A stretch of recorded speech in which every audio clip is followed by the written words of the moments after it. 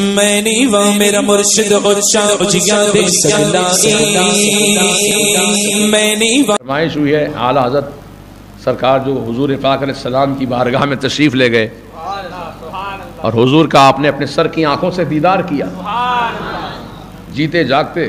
خواب میں تو بہت سے لوگ دیکھتے ہیں، اعلیٰ حضرت نے بھی خواب میں حضور کو دیکھا کئی بار، لیکن سر کی آنکھوں سے حالت بیداری میں جیتے جاگتے اعلیٰ حضرت نے رسول کا دیدار کیا۔ وہ کیسے وہ دیدار ہوا، کس عالم میں ہوا، اس کے کیا پس منظر ہے، بیک گراؤنڈ کیا ہے اس کا، وہ آپ کو مختصر طور پہ بتا دیتا ہوں، سن لیجئے کہ اعلیٰ حضرت جب حج بیت اللہ کے لیے تشریف لے گئے تھے، ساتھ میں آپ کے بڑے شہزادے حامد رضا خان حجت الاسلام رضی اللہ تعالیٰ وہ ساتھ ہیں۔ جب وہاں پہنچے تو اچانک موسم کی تبدیلی ہوتی ہے، پانی کی تبدیلی ہوتی ہے، تو اعلیٰ حضرت کی طبیعت بہت ناساز ہو گئی، شدت کا بخار آ گیا، 105 ڈگری بخار تھا، 101 میں ٹائیں فش ہو جاتے ہیں، 105 ڈگری کس کو بولتے بھائی؟ یہ اعلیٰ حضرت کا عشق رسول، عشق الہی ہے۔ اتنی بخار کی شدت میں بھی نہ کعبے کا طواف رک رہا ہے، نہ نماز رک رہی ہے، سب کام وقت پہ انجام پا رہے ہیں۔ اسی عرصے میں مکہ شریف میں رہنے والے جو علماء کرام تھے، مفتیان نظام تھے، جس میں چاروں مسالک کے امام تھے، حنفی، شافعی، حنبلی، مالکی، یہ سب کے ائمہ کرام تھے وہاں پر، تو ان کے پاس کسی نے ایک سوال نامہ لکھ کے بھیجا عربی زبان میں کہ رسول پاک، یہ تو میں کہہ رہا ہوں رسول پاک، وہ تو بیہودہ نجدی تھے، وہ تو نبی کو علم غیب ہے یا نہیں؟ اگر ہے تو پھر قرآن و حدیث سے ثابت کر کے دکھاؤ۔ اور مدت بھی مقرر کر دی کہ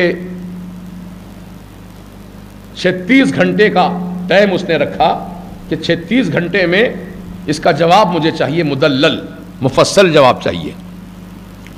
تو حرمین شریفین کے علماء کرام مفتیان نظام نے جب سوال نامہ پڑھا اور ٹائم کی مدت دیکھی تو وہ ایک دوسرے پر اپنی ذمہ داری ڈال رہے تھے کہ بھئی آپ لکھ دیجئے جواب، اور دوسرے مفتی صاحب کہتے تھے آپ لکھ دیجئے بہتر رہے گا۔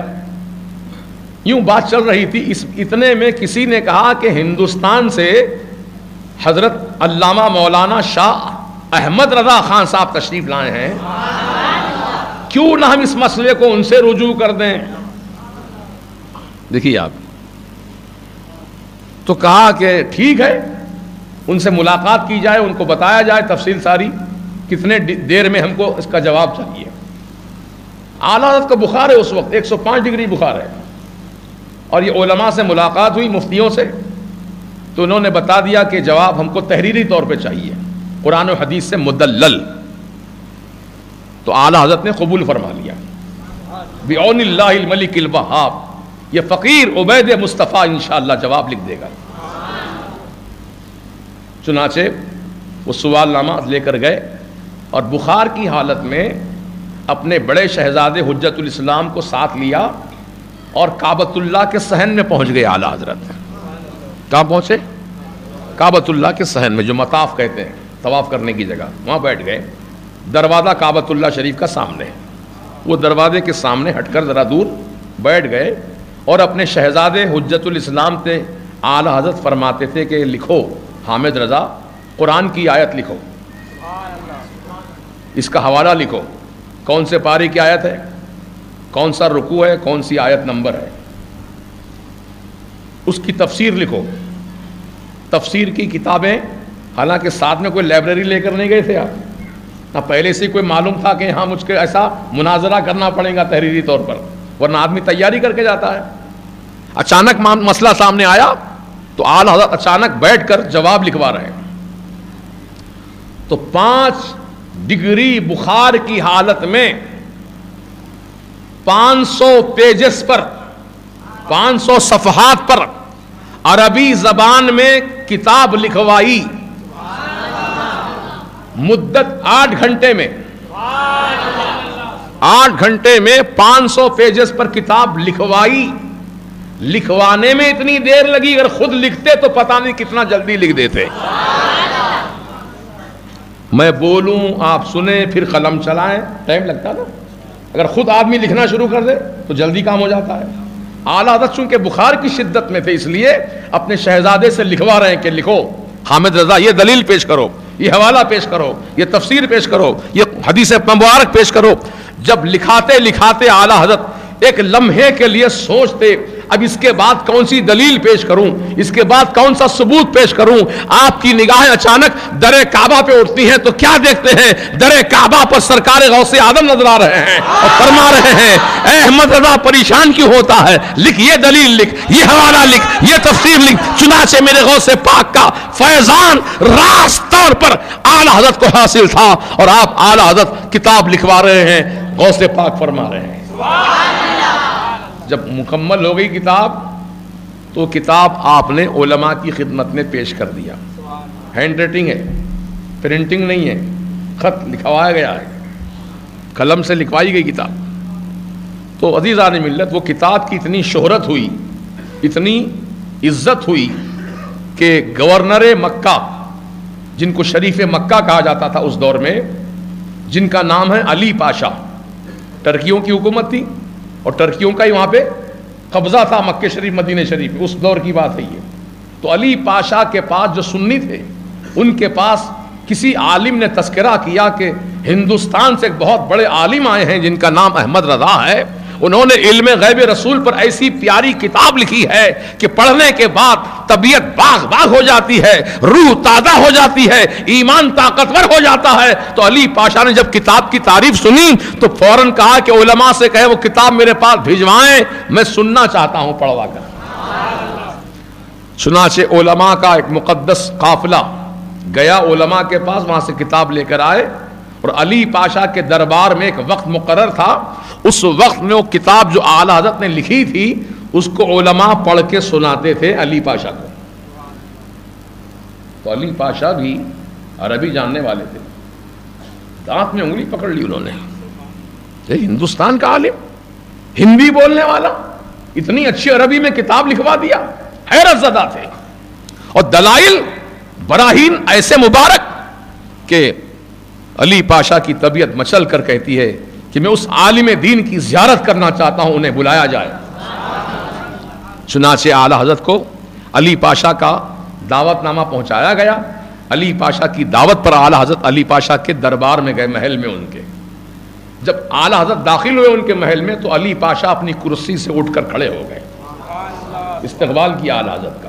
حالانکہ وہ بادشاہ ہیں, مکہ شریف کے گورنر ہیں, اعلیٰ حضرت کا استقبال کھڑے ہو کے کر رہے ہیں. اپنے بازو کرسی بچھوائی اور اس پر اعلیٰ حضرت کو بٹھایا. کتاب کے تعلق سے مختصر گفتگو ہوئی اور اس کے بعد علی پاشا نے کہا کہ اے احمد رضا خان, عالم باعمل, عاشق رسول, عالم مدقق, آپ کی معرکۃ الآراء تصنیف سن کر میرا ایمان تازہ ہو گیا. اب فرمائیے میں آپ کی کیا خدمت کروں. کس نے کہا؟ یہ علی پاشا نے. کیا خدمت کروں آپ کی بتائیے. اگر کوئی دنیا کا حریص و آدمی ہوتا, کچھ دنیا چاہنے والا, تو کہتا علی پاشا آپ تو پاشا ہیں یہاں کے, کچھ دے دیجئے, خزانے بھر بھر کے دے دیجئے تاکہ میں لے جاؤں اپنے ہندوستان میں, وہاں جا کے کچھ کام کر لوں اپنا. نہیں, میرے اعلیٰ حضرت نے نہ دنیا مانگی نہ دنیا کی دولت مانگی. یہ عشق رسول دیکھو اعلیٰ حضرت کا. فرماتے ہیں علی پاشا صاحب آپ نے مجھ سے کچھ مانگنے کے لیے کہا ہے تو میں آپ سے اس بات کی اجازت مانگتا ہوں کہ اس وقت حج کا موسم ہے. مدینہ طیبہ میں جتنے بھی زیارت کرنے کے لیے جاتے ہیں سرکار کی بارگاہ میں, عشاء کی نماز کے بعد سب کو مسجد سے باہر کر دیا جاتا ہے. کسی کو مسجد شریف میں اندر رہنے کی پرمیشن نہیں ہے. آپ مجھے پرمیشن لکھ کر دیجئے, اجازت نامہ لکھ کر دیجئے کہ ایک رات میں تنہا اپنے آقا کی بارگاہ میں گزارنا چاہتا ہوں. مجھے کچھ نہیں چاہیے, سرکار کی بارگاہ میں ایک رات گزارنے کا مجھے موقع دیا جائے. علی پاشا خوش ہو گئے, فوراً اجازت نامہ تحریر کر کے حوالے کر دیا. اعلیٰ حضرت نے اس کو بوسہ دیا, اجازت نامے کو سر پہ رکھا, خوشی سے جھومتے ہوئے. اس وقت اونٹوں پہ سفر ہوتا تھا. اعلیٰ حضرت بخار کی شدت میں اونٹ پہ سوار ہیں, شدت کی گرمی ہے, سفر کرتے کرتے کرتے کرتے 8 دن میں مکہ شریف سے مدینہ شریف پہنچے. راستے میں کہیں کہیں قیام ہوا آپ کا طبیعت کی وجہ سے. وہ چلتے چلتے 8 دن کی مدت میں مدینہ پاک پہنچے, اور جب وہ حسین منظر آیا کہ مدینہ پاک میں سرکار دو عالم شہنشاہ کون و مکان علیہ السلام کی بارگاہ میں اعلیٰ حضرت کی حاضری ہو رہی ہے, آنکھوں سے آنسو جاری و ساری ہیں, حضور کی محبت میں دل تڑپ رہا ہے. جب عشاء کی نماز ہو چکی, سب کو باہر کر دیا گیا, دروازے بند, کھڑکیاں بند, اب رسول کی بارگاہ ہے اور اعلیٰ حضرت کی ذات ہے, کوئی نہیں ہے وہاں, اعلیٰ حضرت سرکار ہے. آقا کی بارگاہ میں عرض کرتے ہیں یا رسول اللہ, احمد رضا کو آپ نے خواب میں کئی مرتبہ دیدار عطا کیا, یہ آپ کا کرم ہے سرکار, لیکن آج احمد رضا ایک تمنا لے کر آیا ہے آپ کی بارگاہ میں, میں خواب میں نہیں حالت بیداری میں آپ کا جلوہ دیکھنا چاہتا ہوں. سرکار کرم کر دیجئے, اپنا جلوہ دکھا دیجئے. زار و قطار روتے رہے, اور یہ غزل اسی وقت لکھ کر آپ نے سنائی حضور کو. وہ سوئے لالا زار پھرتے ہیں, اے بہار تیرے دن پھرتے ہیں. یہ غزل نعتیہ غزل لکھ کر کے اعلیٰ حضرت نے حضور کی بارگاہ میں پڑھی, سنایا سرکار کو. بس وہ مقبولیت کا وقت تھا, آپ کا معروضہ قبول ہو گیا. رسول اعظم علیہ السلام نے اپنا جلوہ سر تا پا دکھایا,